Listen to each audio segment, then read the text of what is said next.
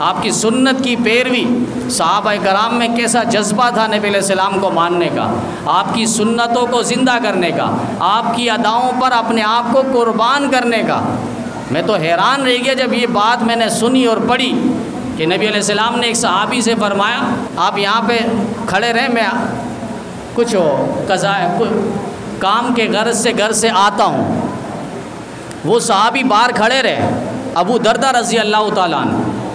نبی علیہ السلام گھر پہ تشریف لے گئے، یاد نہیں رہا، تہجد کے وقت نبی علیہ السلام بیدار ہوئے، اٹھے، تہجد کی نماز ادا کرنے کے لیے باہر آئے تو دیکھا وہ صحابی ویسے ہی کھڑے ہیں۔ ان سے پوچھا گیا آپ اس وقت سے لے کر اب تک یہاں کھڑے؟ کہا جی اللہ کے رسول۔ بیٹھے نہیں ہو، گئے نہیں ہو؟ کہا نہیں۔ کہا ایک قدم بھی میں آگے بڑھاتا تو جہنم کی طرف میں بڑھتا، کیونکہ آپ کے حکم کے خلاف ورزی ہوگی، اور یہاں موت آ جائے مجھے یہی سب سے بڑی غنیمت ہے۔ ایسے لوگ تھے۔ نبی علیہ السلام نے ایک اعلان فرمایا تھا، جو جہاں ہے وہی رہے، اجلسو، بیٹھ جاؤ۔ مسجد نبوی میں نبی علیہ السلام نے اعلان فرمایا، یہ آواز جہاں تک گئی، چونکہ وہ کھلی جگہ تھی اور کھجوروں کی شاخوں سے، پتوں سے، ٹہنیوں سے اس مسجد نبوی کو بنایا گیا تھا ابتدائی مراحل میں۔ آواز دور دور تک گئی۔ ایک صحابی کہتے میں مسجد نبوی میں داخل ہوا، میرے کان پہ آواز پیغمبر پہنچی، میں وہیں پر بیٹھ گیا، ایک قدم اندر ایک قدم باہر۔ اگر باہر ہوتے ہیں تو بھی حکم پیغمبر کی خلاف ورزی ہے، اگر آگے بڑھتے ہیں تو پھر بھی حکم پیغمبر کی خلاف ورزی ہے۔ وہ وہیں پر بیٹھ گئے۔ ایک صحابی کو دیکھا وہ استقبل میں بیٹھ گئے، جانوروں کو جہاں پالا جاتا ہے۔ کہا آپ کو تو حکم نہیں تھا؟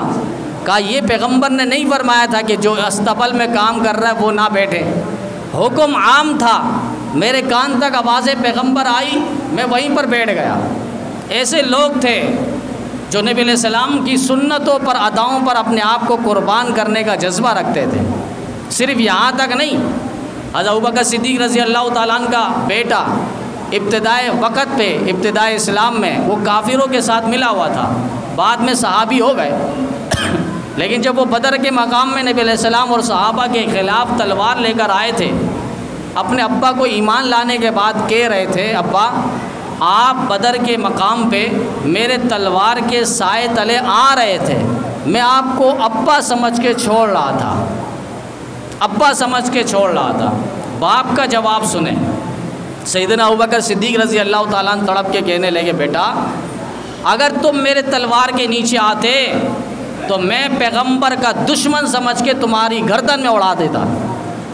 یہ لوگ تھے جنہوں نے اپنی ذات کو ذات نہ سمجھا، جنہوں نے اپنی بات کو بات نہ سمجھی، جنہوں نے اپنے خاندان کو، قوم، قبیلے، برادری کو کچھ نہیں سمجھا۔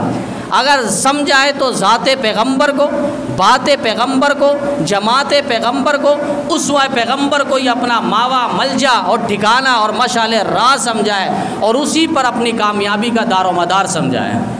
حضرت عمر رضی اللہ تعالیٰ عنہ سے ایک موقع پہ نبی علیہ السلام نے پوچھ لیا عمر مجھ سے کتنا پیار کرتے ہو؟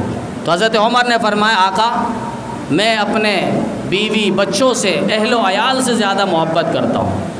کہا ابھی بھی محبت پوری نہیں ہوئی ہے، پیار پورا نہیں ہوا، جملہ پورا نہیں ہوا، مزہ نہیں آیا۔ حضرت عمر نے فرمایا والدین سے زیادہ آپ سے پیار کرتا ہوں۔ کہا آپ بھی نہیں۔ اس کے بعد حضرت عمر سوچنے لگے اور سوچ کر کہنے لگے الآن فی نفسی، پیغمبر مجھے اپنی ذات سے، اپنے نفس سے، اپنی جان سے زیادہ آپ سے پیار ہے۔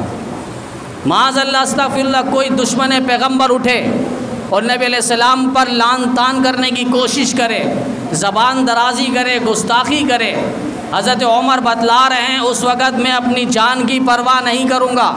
آقا آپ کی عزت و ناموس کا دفاع کرتے ہوئے، آپ کی ناموس کا تحفظ کرتے ہوئے عمر اپنی جان بھی جائے دینا چاہے تو جان بھی دے دے گا، لیکن ایک لمحے کے لیے گستاخ سے اور گستاخیوں کو معاف کرنے کے پیچھے نہیں ہوگا۔